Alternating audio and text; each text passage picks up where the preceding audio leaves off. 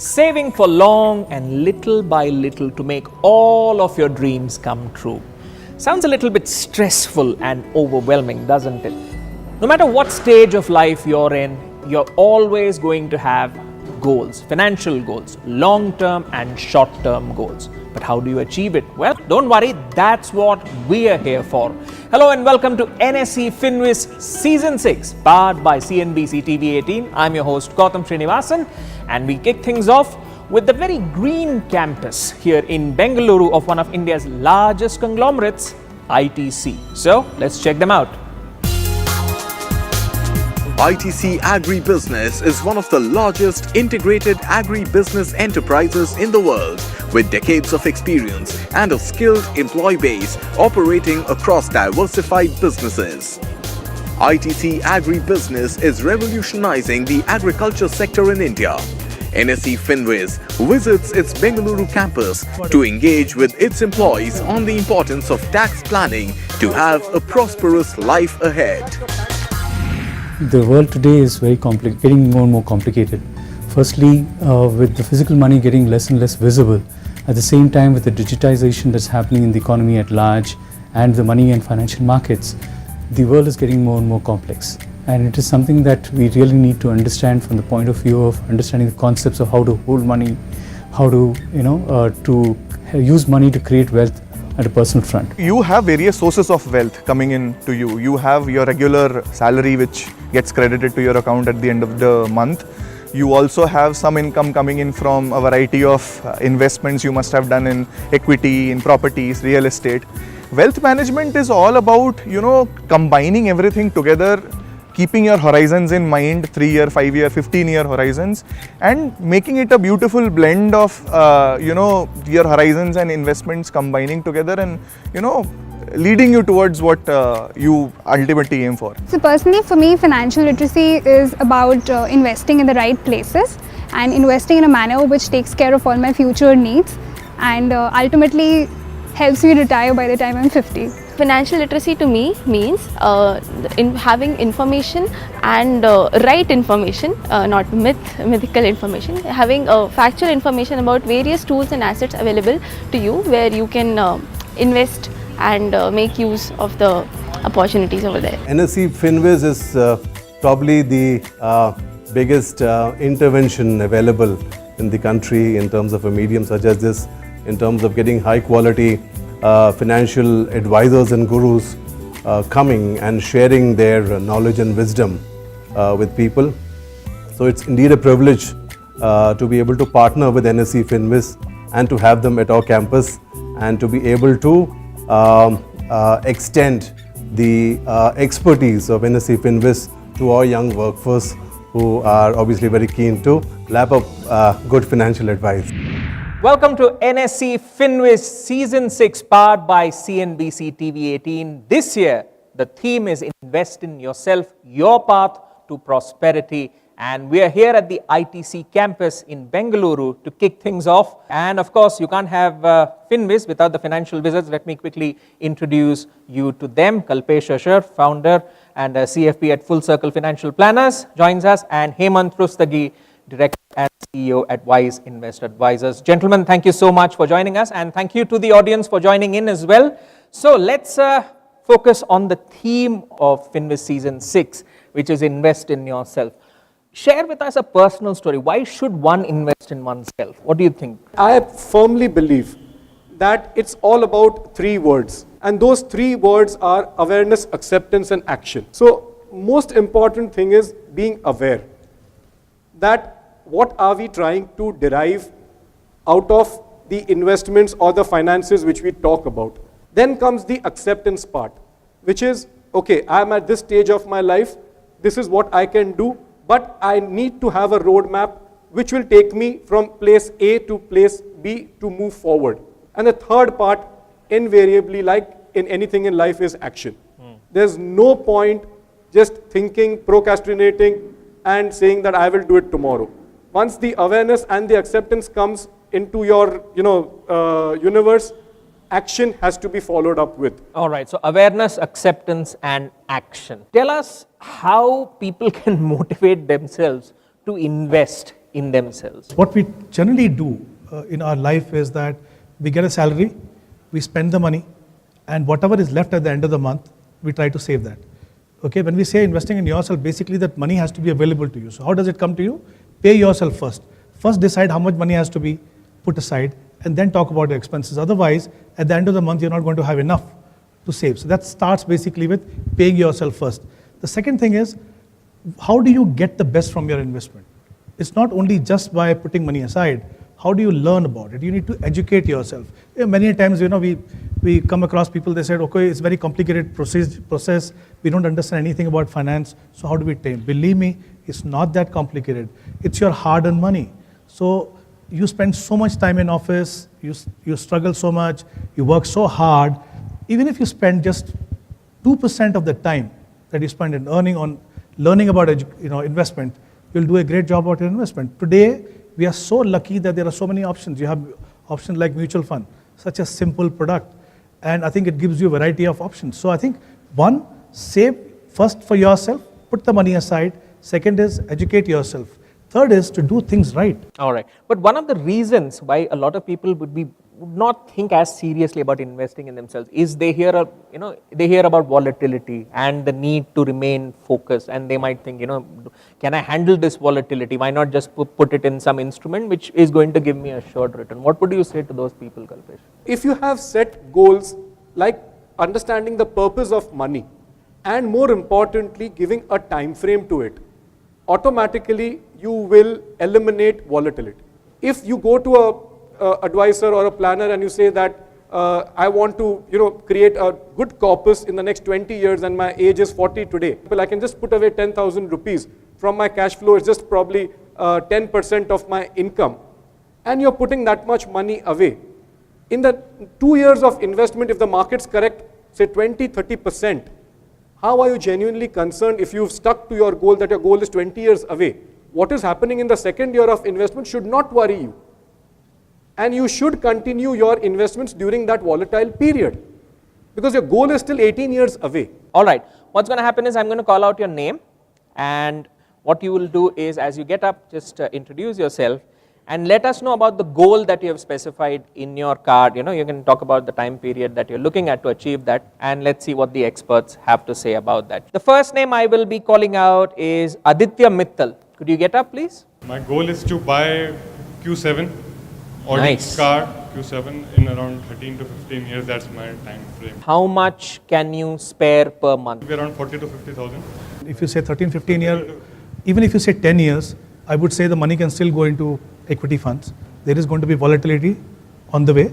You just have to ignore it, because just remember one thing, that whatever money you're investing through volatile period will bring your average cost down, and whenever the markets start improving, you'll see your returns getting better. So I would say that you can start investing through SIP into good multi-cap funds. Okay, since you're talking about 40, 50,000 rupees, you can invest in maybe 3 funds. Look at 3 multi-cap funds and continue your process. I think you will not require 10 years. I think you should be able to achieve your goal much ahead of that. Powered by CNBC TV 18, we are here to discuss financial planning with the working professionals at ITC in Bengaluru. All right, the topic of this episode, how to plan for your taxes while aiming for prosperity, a very important one. So tax planning is there, but do you think the early start rule applies here as well? Because usually when it comes to taxes, it's only when your employer hands in all those documentation or asks you for documentation do you start even thinking about taxes. Starting early and planning right, the importance of that. What's your view on that? The way to perceive tax planning is that it is a very integral part of your financial planning process. The structure is so beautifully made that our financial planning in fact supplements it, or vice versa. That if you look at the primary thing in your financial planning, first thing we tell our people is to secure yourself. And security is synonymous with insurance. If you take a term plan, you're automatically saving some part for it. You go through your salary slips, EPF is being deducted. For the people who do not enjoy EPF, you have the PPF. So which is again a 8%, as we talk today, a tax-free product, complete EEE product. Equity exposure if you want to have, you have the ELSS in the mutual fund thing. That gives you, after the 3-year lock-in period gets over, that gives you an exposure to equity. Now people who do not have the investment or the insurance thing, who are focused about their education for their children. So you have tuition fees for up to 2 children which are taken into consideration under section ITC itself. And once it's planned, in fact your tax planning should start as early as 1st of April. So your financial planning should take precedence over your tax planning. And once that happens, you don't have to break sweat at all. Okay. And for those folks who do break sweat on hearing about LTCG and myths surrounding it, long-term capital gains, dispel some of the myths around LTCG for the audience. The issue was that in our country, when you invested in equity, whether stock or in equity funds, or any fund which had exposure of 65% or more to equity, even if it's a balanced fund, was taken as an equity fund, and there was no capital gain tax at all after 1 year. What has happened in the last budget is that there's a long-term capital gain which has been levied on capital gain that you make, long-term capital gain after 1 year, which is 10%. Now obviously investors are worried about the fact that, look, I was not paying any tax earlier, now there is a tax, I mean, what is this? The fact remains, we need to understand that tax is there, we can't run away from that.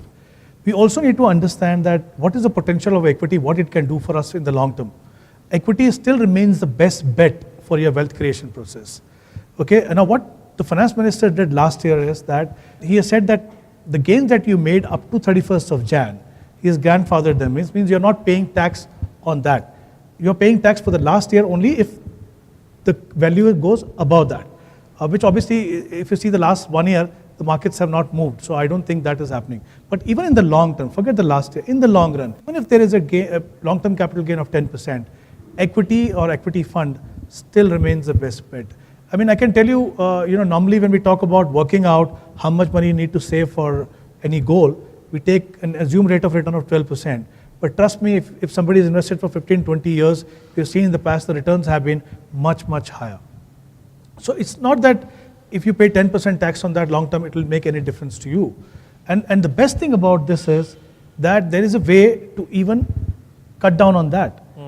For example, at some stage, you need to draw money out of that. There's something called a systematic withdrawal plan. Once you do that, you're paying tax only on the capital gain. And up to first 1 lakh, there is no capital gain on that at all. So there are strategies that you can work out, that you build your, and the good thing about this is the tax is payable only when you redeem your investments. So as long as you continue to remain invested, you're not paying tax on that. All right, now let's see what the audience has to ask about the core topic for this episode, which is tax planning while aiming for prosperity. First name I'll be calling out is Sanjana Varmani, if you could get up. ESOP is one of a very big chunk that we salaried persons get over a period of time. And I wanted to know how the taxes are framed on the options and the shares that we get. That's a very important question. How to plan taxes on ESOPs? It comes under the asset class of equity. And immediately your time frame is extended. When you say equity, you're looking at long term. So as far as the ESOP classification goes, whatever you all get, I think there is something like a vesting period. You all cannot sell it for a certain period of time. Then it comes into your hands post the tax deductions which you all get. I personally feel that it should be allocated to your long-term holding. And again, linked to goals. Nothing goes without goals. Right, I hope we've answered your question. The next name I'd like to call out is Santosh Ganga. I hope I've got your surname right. All right. Rather than going through equities directly, the better option is going through mutual fund route. But when you opt for mutual funds also, there is always a downside risk. So how do we protect that downside risk? When you go into a mutual fund, there are different strategies mutual fund managers follow. You have funds which follow concentrated bets. You have well diversified. You have funds investing in different segments of the market. If you go for a fund which has been performing consistently, which has been following its philosophy consistently, okay, there is no difference at all. I'll tell you what happens. When you look at a stock portfolio of, let's say, 10 stocks, the result look very different compared to something which has 40, 50 stocks. So sometimes you feel that, maybe you're not getting the kind of return which are there. And if you talk about downside, I believe that in the stocks, the downside can be much more than what can ever be in the mutual fund. Because in mutual fund, even if you invest 50,000 rupees, it's spread across number of sectors, number of stocks. So the downside, just by being diversified by nature itself, is protected. I hope we've answered your question. On that note, the floor is now open to the professionals here at ITC to ask anything on financial planning they have to our experts. So let's see some raised hands. You can get up. How good of an option is NPS? Because it gives over and above 1,50,000, considering that my age is 28 years. So will that be a good option for tax planning? It has become a good option. Only problem is, I think there are still some issues with NPS. While additional tax benefit can be one factor, other important thing that you need to look at, you are very young. In NPS, the problem is that you can't invest more than 50% in equity. Okay, whereas at your age, if you have so much time to build your corpus for your retirement or for your children education or any other goal, your allocation to equity should be much higher. So despite the fact that you may get additional tax benefit, you may actually get less than what you would get if you go into any other option, which is pure equity and continue investment for next 15, 20, 25 years. So my feel is that NPS is an option, definitely you can consider for taking tax benefit, but also consider these factors. One, like I said, 50% is the maximum you can invest in equity. Second is 40% compulsory annuity. The annuity returns are low and they are taxable. Okay, so in terms of flexibility, I think NPS still has some issues which need to be tackled. All right, I hope I've answered your question. Let's have the gentleman in the back who raised his hand. My question is, with my savings, I am in a position to pay my loans, home loans. But problem is, if I pay them, then this 2 lakh rupees tax saving, I would not be able to avail. In that case, the interest and this ATC parts, basically principal goes into ATC and the interest 2 lakh is the limit. So if I pay the loan, then I have to pay that tax to government. And if I don't pay it, I am paying it to bank. So what is better? Please understand that the power of compounding works even negatively when you pay an EMI. So the more you prolong your EMIs, when you have an option of part repaying it and getting outside I would say the web of loans and doing something towards investment, sooner the better. For the section 24 part, if you have at any point of time, for example, in a company you have a bonus which you accrue or you earn more as a remuneration, I would suggest that that should be made as a habit that you go and make a part repayment for paying the loan quickly, reducing your burden of EMI either through the tenure reduction or the EMI reduction, and getting out of this entire loan web and moving towards pure investment products. Because that is where the 12, 14, 16% type of long-term compounded returns are what you're looking at basically. Right, thank you so much for asking a question. Let's see some ladies raise hand. All right, let's have a mic given to the lady in front. I look for investing in mid cap and large cap at the same time. So when I look for investing in mid caps, with my limited knowledge and funds, I try to get hold of a multi-bagger, but obviously that's not always happening. So my question is, what should I look into for a stock in a mid cap that could help me get there? It's always a challenge to look for a multi-bagger. All of us as investors would love to get hold of some multi-baggers and make lots of money. But invariably what happens especially in the small cap and mid cap, more so in the small cap, is that if it goes wrong, okay, all that money you can lose, and also what gain you have made in the past also can be lost. So my advice to you would be, look for a good small cap fund. Start investing with mutual fund. There are fantastic small cap funds. They've done very, very well. Okay, first invest in them. If you really want to understand how to pick stocks, okay, look at their portfolios. Okay, I'm not saying that you should follow their portfolio because there are different factors that look at. See which are the stocks they have in the portfolio and try and just analyze the balance sheet, okay, the normal stuff that you do, and see why they would have picked up these stocks.